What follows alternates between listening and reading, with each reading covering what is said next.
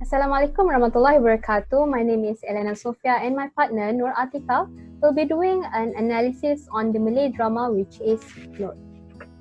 So the title of our analysis is that it is a discourse analysis of the societal issues portrayed in the Malay drama Nur Explained through the realist theory. So the realist theory on the Malay drama Nur. Firstly, what is realist theory? It arose during the late 19th century in France, and it is against romanticisms that give emphasis to emotions and glorifies individualism. So it portrays the reality of life and shows the vivid representation of characters and behaviors in the society. So background of the drama Nur is actually a 2018 Malaysian television drama series directed by Shahrul Izzat Mohammadin, starring Amirah Rosli and Shafiq Kyle, that focuses on the relationship between a pious man and a prostitute who is eager to learn about religion and follow the right path. So this issue actually occurs before independence of Malaya, which is that P. Ramlee actually highlighted the societal issues, especially on the class system, in many of his movies such as Ibu Mertuaku, Masa Manis, and Antara Dua Darjat. The premiere episode garnered 11 million viewers and became a controversy during its run. However, despite of the hits and criticism, Nur bagged many awards during Anugerah Drama Festival Kuala Lumpur 2019 DFKL. We're going to move on to our thesis statement, which is we're going to do an analysis on the reality story through the societal issues addressed in the Malay drama Nur, which are the discrimination of the class system, the toxicity of the patriarchal system, and the religious abuse as portrayed by the characters. Now, the methodology that we're going to use are the three different approaches, which are the formal approach, functional approach, and the social approach. And we're also going to look into the linguistic tools, which are the making strange tool and also the lexical tool. We'll move on to the analysis and findings.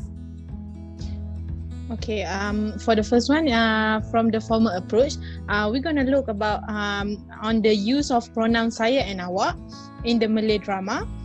So in the Malay language, saya has been categorized under the first person pronoun, also known as kata ganti nama diri pertama. So basically, the speaker usually use saya when they are communicating with a new person that they know in a formal context in a singular form, whereby awak has been classified under the second person pronouns or known as kata ganti nama diri kedua, and it is used by the speaker when they are addressing one or more readers directly and want the readers to become more active in the story.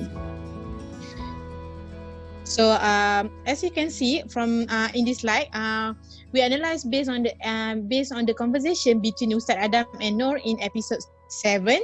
So in this episode, it can be seen that both of them are use the Malay pronouns, which are saya and awak, to indicate the formality between the character of Ustaz Adam and Nur. Nur call Ustaz Adam. Nur use the term of saya and awak when communicating with Ustaz Adam in order for her to show respect to Ustaz Adam, because in this drama Ustaz Adam acts as a teacher for her to learn about the religion of Islam. So moving on to the second approach, which are functional approach. So functional approach, we look into the interpersonal metafunction. In this interpersonal metafunction, we found out that declarative mood are very apparent, which scores at least 20 declarative in the text on episode 5. So this episode actually reveals the money laundering made by Ustaz Hamadi that resulted to the students to be hungry and not eaten in the morning. So as you can see in this in the example, is that the warden said the problem is the students have not eaten since morning, they are hungry. This is actually a declarative mood because it states the problem of the students. Now we move on to the transitivity process that we found in the script on episode 5, which is material scores the highest with 26 numbers. So material process is actually the processes of doing. As you can see from the example, the processes of material are go, buy, and fit.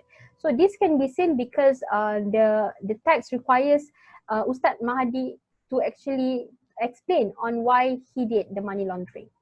Now we move on to the social approach. Okay, for the first theme of the Malay drama is the toxicity of patriarchal system through the character of Marzuki and also Ustad Hamadi. So basically, patriarchal system refers to the social system where men hold the positions of power and also have more privilege over women, such as the head of the family unit, leader of the social groups, boss in the workplace, and also heads of government. So in this Malay drama, we can see the patriarchal system has been applied through the character of Marzuki and also Ustad Syed Hamadi, where both of them take control over the women in the drama, such like Noor, Mona, and also Aisha. So for the examples, we found it in episode 6 between the conversation between Marzuki and Mona. As you can see that Marzuki used his power as a man over Mona by slapping Mona because Mona lied to him that she did not have money. And also Marzuki is much more younger than Mona, but he did not bother about the range age between them, and he used his power as a man to take the control over the woman. Now we move on to the next issue, which is the discrimination of class system through the character of Noor. So in many Malay dramas, social status has always segregated society into hierarchical status. Those in the higher class are given more privileges and often discriminates against those in the lower status. So the perception of Malaysians towards a brothel is very degrading because the country consists of majority numbers of Muslim, and thus Islam has become the religion of the constitution. Hence, prostitution is deemed rejected in the religion, therefore prostitute is not valued in the Malay society. However, the drama is named after Noor, which means light. So this drama actually meant to give light for the society, as she is different from others in a brothel because she often goes to the mosque to learn about Islam. For example, in the conversation between Noor, her mother-in-law, and also her sister-in-law Aisha,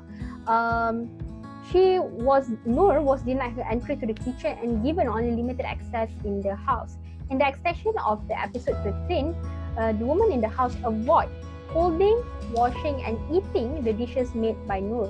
And her mother-in-law and sister-in-law Aisha accuse her of using black magic to marry Ustad Adam, as they are from a respected religious family. Okay, the third part of the social approach is the religious abuse through the character of Ustad Mahadi. Religious abuse refers to the misuse of religion for our own purposes that cover our bad attitudes in front of other people. So as you can see from this drama, the character of Ustad Mahadi is trying to use religion to manipulate his actions of zina when he is defending himself in front of his wife, Aisha. So he used all the basic knowledge of Islam that he learned in order to save himself from the actions that he did.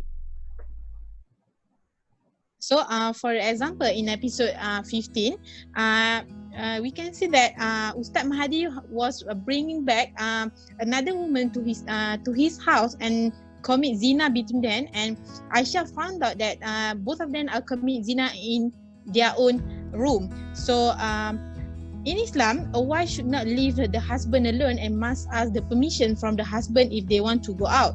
So Ustad Mahadi was keep blaming Aisha for leaving the house that night because she was very disappointed with her husband that has committed zina in their own house. So Ustad Mahadi used that kind of rule in order for him to make Aisha feel guilty when she left him.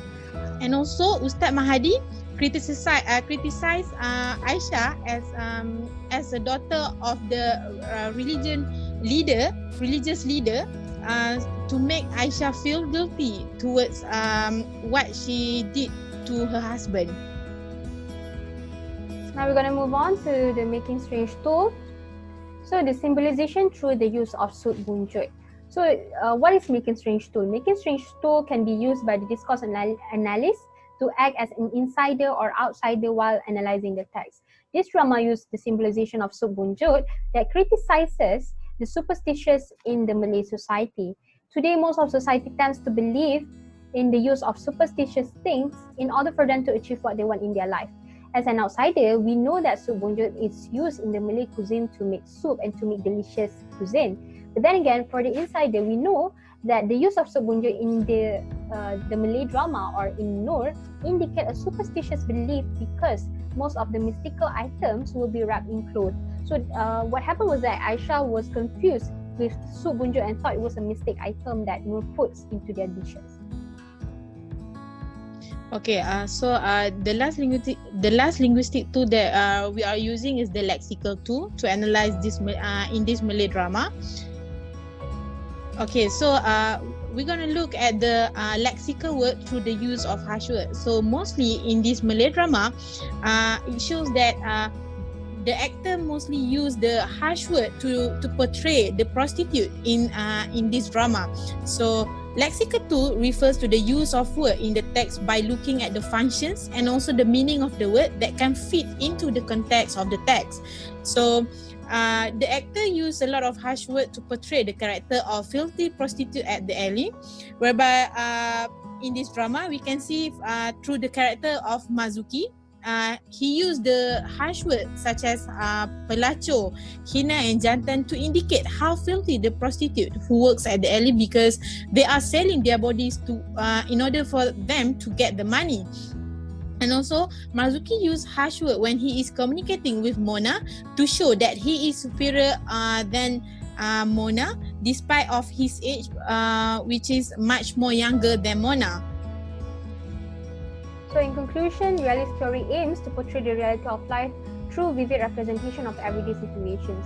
The literary realism was against the Romanticism movement, which gave emphasis to emotion and glorifies individualism. The Malay drama Nur is chosen as it highlights the real issues that are relevant in the society, such as the discrimination of class system, the toxicity of the patriarchal system, and the religion abuse. Nur successfully described the ugly truth of Malaysian society, who often oppress those from lower classes. This drama actually throws a strong jab to Malaysian viewers as it criticizes the corruption of religious figures and exposes the toxicity of the patriarchal system. And with that, we would like to thank you for watching our presentation and have a pleasant day. Thank you and Assalamualaikum.